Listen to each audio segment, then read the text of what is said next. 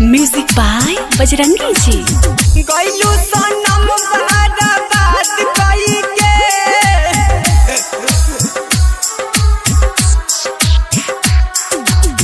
गइलू सनम बर्बाद कई के।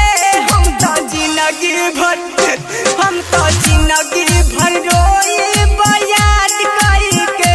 हम तो जिंदगी भर रोई बयाद कई के।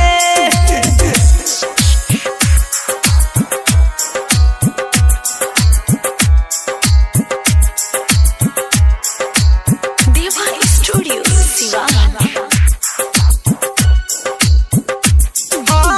बचपन के प्यार बोला कैसे भूलैबू, छोड़ी के जान हमके ससुरा हो जाइबू। ए जान बचपन के प्यार बोला कैसे भूलैबू, छोड़ी के जान हमके ससुरा हो जाइबू। तोड़ दिहलू दिल हमर साथ रही के,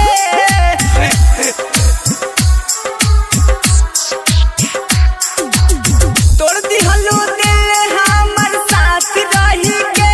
हम तो जिंदगी भर रोई बयाद कई के। हम तो जिंदगी भर रोई बयाद कई के। अरे ये जो हसीनों के बाल होते हैं, ये लड़कों को फंसाने के जाल होते हैं। न जाने कितनों का खून पिया है इन्होंने, तभी तो इनके होंठ लाल होते हैं। पर बिना प्रेमी के दिल तोड़ जाइबू, बबुआ कुंडल से तू शादी रचाइबू।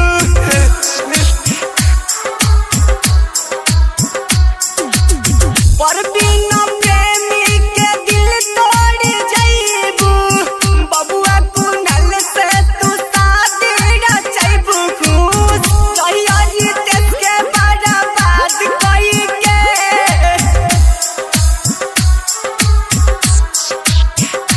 खुश रहिया रितेश के बर्बाद कई के।